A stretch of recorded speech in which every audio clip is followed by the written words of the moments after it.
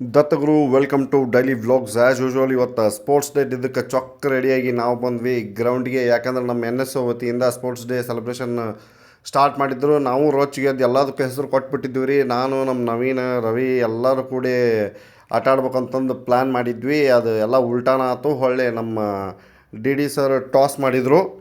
ನಮಗೂ ಏನು ಹಿಂಗೆ ಬ್ಯಾಟಿಂಗ್ ಬರ್ತೈತೆ ಅನ್ನೋಂಗೆ ಸಾಧ್ಯ ಆದಷ್ಟು ಬ್ಯಾಟಿಂಗ್ ಮಾಡಿದ್ವಿ.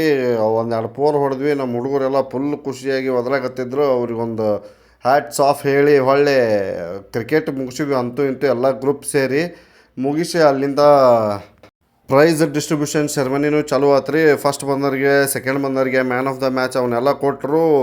ಆ ಒಂದು ಸುಂದರ ಕ್ಷಣದೊಳಗೆ ನಾವು ಭಾಗಿಯಾಗಿ ನೆಕ್ಸ್ಟ್ ಬಂದಿದ್ದ ಟೇಬಲ್ ಟೆನ್ನಿಸು ಒಂದನೇ ರೌಂಡ ಹೊರಗೆ ಬಿದ್ದು ಬ್ಯಾಡಪ್ಪ ಅಂತಂದು ಕ್ಯಾರಮ್ ಬೋರ್ಡ್ ಆಡಕ್ಕೆ ಬಂದ್ವಿ. ಇಲ್ಲೇನಿಲ್ಲ ರೀ, ಮೂರನೇ ರೌಂಡಿಗೆ ಹೊರಗೆ ಹಾಕಿದ್ರು ನಮ್ಮನ್ನು. ಅಲ್ಲಿಂದ ಬ್ಯಾಡ್ಮಿಂಟನ್ ಆಡಕ್ಕೆ ಹೋದ್ವಿ. ಅಲ್ಲಿ ಮೂರನೇ ರೌಂಡಿಗೆ ಹೊರಗೆ ಬಂದು ಹಗ್ಗ ಜಗ್ಗಾಟ ಮಾಡಿದರು. ಒಂದನೇ ರೌಂಡಿಗೆ ಹೊರಗೆ ಹಾಕಿಬಿಟ್ರು. ನಮ್ಮ ಜೀವನದಾಗ ಸೋಲೋದೈತಿ ಇವನೊಂದು ತಲೆ ಕೆಟ್ಟು ಸುಮ್ಮನೆ ಡ್ಯಾನ್ಸ್ ಮಾಡೋದು ನೋಡಿ ಅಂತಂದು ಹೊಳ್ಳಿ ಗ್ರೌಂಡಿಗೆ ಹೋಗಿ ಡ್ಯಾನ್ಸ್ ಮಾಡಕತ್ವಿ.